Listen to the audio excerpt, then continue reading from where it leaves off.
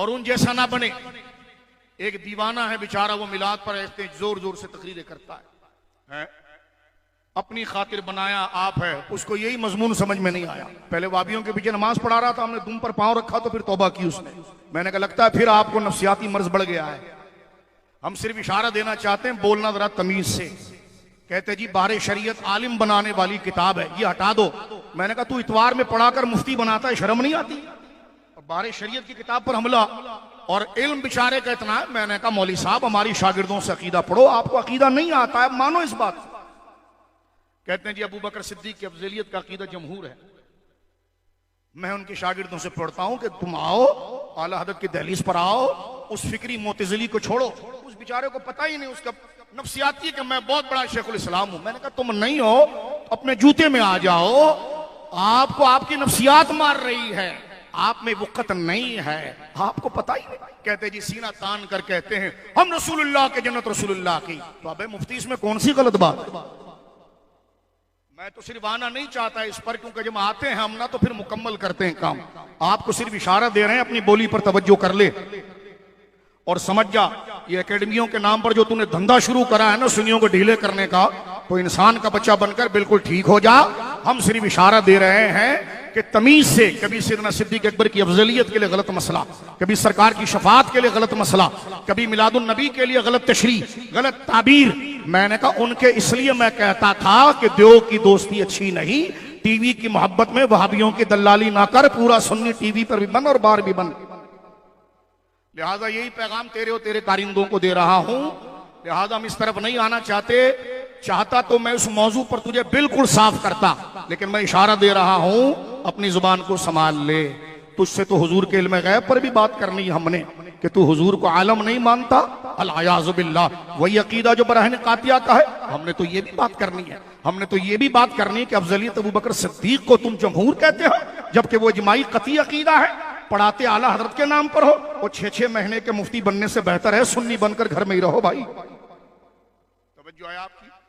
लिहाजा जलसों में गला फाड़ने के बजाय कुछ पढ़े मुफ्ती साहब, पढ़े।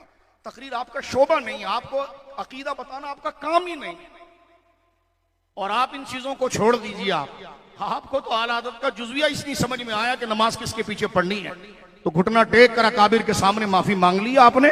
तो लिहाजा हम सिर्फ ये कहना चाहते हैं कि चुप करें आप। सिर्फ हमने झटका दिया था तो बगैर मुनादरे के माफी हो गई थी। लिहाजा हम आपकी खिदमत में फिर कहना चाह रहे हैं कि जो शेर है, ये जो मामलात है, ये तुम्हारा फन ही नहीं है। तुम हो खुश्क दिमाग के, तुम्हें क्या पता इश्क क्या होता है, ताबीरात क्या होती है, जिस तरफ आप जा रहे हैं वो हैसियत क्या होती है। खैर आगे चलिए। ये सारा जख्म कब लगता है? जब बंदा अगलों से अगियार से मुतासिर हो। ये अगियार से मुतासिर होने की चीजें हैं, तवज्जो है। ये अगियार से मुतासिर फिक्री सुलह कुल्लियत है, और इसी से धंधा फिक्री मिनाजी भी बनता है। तो ये फिक्री सुलह कुल्लियत है। आप खतरनाक वादी में दाखिल हो चुके हैं, अपने आप को रोकें। इमाम अहमद रजा जैसी शख्सियत कौन सी है मेरे दोस्तों बुजुर्गों, जरा तवज्जो रखिएगा।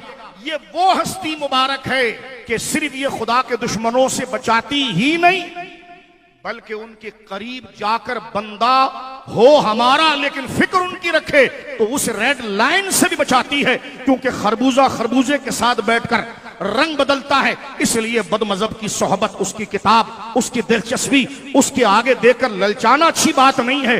बंदा मुतासिर होता है, बात करता है, लिहाजा मसला बयान करे तो मसला भी अकाबिर से बयान करे और उसकी तशरीह और ताबीर भी अकाबिर से लेकर आए। और जिन बुजुर्गों के वो मुरीद हैं वो भी जरा फिक्र करें, उनकी जिम्मेदारी इस पर ज्यादा बन रही है। क्योंकि बुलाकर उनको ऊंची कुर्सी पर आप बिठाते हैं, आप पूछिए कि ये जुमला नहीं कहना चाहिए, इससे बहुत बड़ा अकीदे का तजाद और फसाद लाजिम आता है। इतने बड़े मुफ्ती हैं बेचारे, तकदीर का मसला उनको हक दिल नहीं, बंदिश के मसले में वो बात कर रहे होते हैं जो बिल्कुल कदरिया और जबरिया बात कर रहा होता है। आपको नहीं आता अकीदा, आप अकीदा सीखें, आप किस हद तक जाकर बात को निपटाते हैं। लिहाजा मैं ये कहना चाहता हूं कि जो तोलबा ऐसे शख्स के पास जाने से रुकें, ऐसे मशकूक और मरीज जहन से पढ़ना अपना अकीदा खराब करना है। लिहाजा ऐसे शख्स से ललचाकर इल्म उससे हासिल करें, इल्म उससे हासिल करें कि जिसको अहले सुन्नत का नज्म और तवाजुन और बैलेंस पता हो।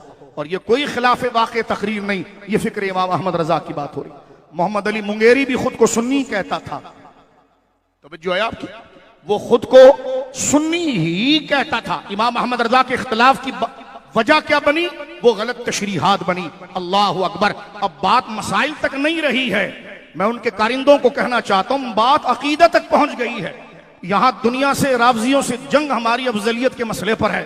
तू दीवाना आदमी, तू उसको जमहूर कहता है, कल जाकर तू कहेगा ये तो मसला ही लिगैरी ही है, ये तो जरूरत के एतबार से बन गया, फी नफ्सी ही कोई चीज नहीं है।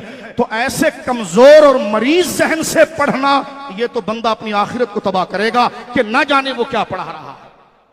लिहाजा मेरे दोस्तों, अब मैं बात पर दोबारा आ रहा हूं, तवज्जो के, ये उसकी तशरीहात है, ताबीरात। और आप सामने इस मसले को हम जो जिक्र कर रहे हैं, इस बात पर जरा गौर कीजिए। जो 4-4 करोड़ रुपए देकर उनका कर्जा माफ करा रहे हैं, उन एनजीओ को भी सोचना चाहिए कि किसको पाल रहे हैं आप। जो है हाजियों का कर्जा आप उतार रहे हैं, ये ज़कात तुम्हारे बाप की थी, तो लिहाजा आप भी फिक्र करें। जब चंदा देते हैं तो फिर देखें भी कि पढ़ाया क्या जा रहा है, बोला क्या जा रहा है। आप भी ये रहें, ऐसा ना हो कि आप पर बोलना हम पर वाजिब हो जाए।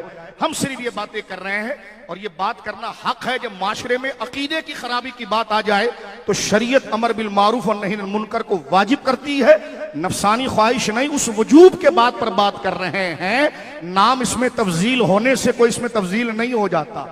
लिहाजा हमारी किताबों में मुबालगा और इसमें तफजील की तारीफ अलग अलग लिखी गई है, उसको हजरत दोबारा पढ़ लें और मौजूदा उलमा के अंदर अपने मकाम को समझकर अपनी खाल में वापस आ जाएं। आप नहीं हैं बड़े, इस बात को कबूल करें। हमें एतराफ है कि हम बड़े नहीं हैं, इसलिए जब भी बयान करते हैं तो बड़ों के ऊपर सहारा रखकर ही बयान करते हैं।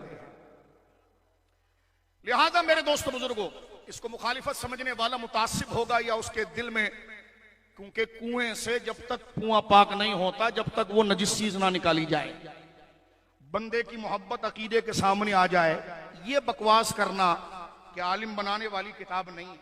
मैंने कहा तू सिर्फ इतवार को पढ़ाकर मुफ्ती बना सकता है, तो तू खुद जो फतवा बारे शरीयत से दे रहा है, शर्म नहीं आ रही कि तूने वहां से सारी किताबों को समझा है? अकाबिर की किताबों की ताबीर ये होगी, इस पर भी बात कही जाए कि चुप रहो। इंतहा यहां तक पहुंच गई है कि जनाब ऐसा अकीदा अपनाने वाला शख्स, इससे तदरीसी खिदमत लेना जायज नहीं हो सकता कि आए दिन जो अकीदे की इतनी कमजोर बात कर जाए, उलमा और अकाबिर को इस पर खामोश नहीं रहना चाहिए। न जाने अंदर खाते में लोगों को और बच्चों को क्या पढ़ाया जा रहा हो। और बिलखुसूस ये कहना कि हुजूर को आलम मानना, कायनात में सबसे बड़ा आलिम मानना, ये ईमान और कुफ्र का मसला नहीं है। अबे तेरा दिमाग खराब हो गया, या जरूरियात दीन का मसला है? जरूरियात दीन के मसले को तू कह रहा है, और ये तो दयाबना भी मान गए मुहन्नत के अंदर जब आला हजरत ने उन पर पांव रखा। और ये अहले सुन्नत का जरूरियात का मसला है कि कायनात में सबसे ज्यादा इल्म अल्लाह ने जनाब मोहम्मद रसूलुल्लाह को अता फरमाया। इस सतह पर आकर इतनी कच्ची बात करना, कच्ची बात जब निकलती है जब बंदा कच्चा सोचता है, और कच्चा सोचता जब है जब कच्चा पढ़ता है। लिहाजा हम कहना चाहते हैं खालिसुल एतकाद फिर हमारे किसी शागिर्द से पढ़ ले तो पता चल जाए कि इस मसले को इस नौइयत से नहीं बयान किया जाता। इमाम अहमद रजा से निकाह तलाक का मसला पूछा जाए तो 1-2 लाइनों में जवाब देते हैं। हुजूर की निस्बत या अंगूठा चूमने का मसला बयान किया जाए तो 300 सफ़े की किताबें लिख देते हैं। वो मसला अपने बयान में मुस्तहब होता है और अपनी फिक्र के अंदर जरूरियात दीन होता है, क्योंकि हुजूर की अजमतें। मेरे दोस्तों बुजुर्गों, हमें चाहिए कि अगर हम अपनी आखिरत को दुरुस्त करना चाहते हैं तो आला हजरत जैसी अजीम हस्ती, और आला हजरत से मुराद माअज़ल्लाह किसी के जहन में ये ना रहे कि माअज़ल्लाह वो गरीब नवाज से बड़े हो गए, तो अस्तगफिरुल्लाह। बाज लोग ये भी जहन बना लेते हैं खामखा। आप तो कभी गरीब नवाज का नाम ही नहीं लेते, आप तो आला हजरत ने कभी गरीब नवाज की मनकबत ही नहीं लिखी। तो मैंने कहा तूने ढोल पीट के क्या काम कर लिया? गरीब नवाज की फिक्र पर जिसने पहरा दिया वो इमाम अहमद रजा था। कितना बड़ा इल्जाम और झूठा। मैंने कहा तुम्हारे अंदर बात और है, इसलिए कि इमाम अहमद रजा ने शरीयत में तुम्हें कस कर रखा कि पीर हो तो शरीयत पर चलोगे, मुरीद हो और तुम्हें यह नहीं चाहिए, तुम्हें चाहिए कि यूनिफॉर्म बन के पहनकर पीर बने, बाद में जो चाहे डिंगा मस्ती करें। इमाम अहमद रजा रसूलुल्लाह की शरीयत का वो वफादार है। वो कहता है कि जब मनसब शरीयत का है तो उसकी शरायत, उसके जवाबित और उसके तमाम नज्म का ख्याल रखना पड़ेगा।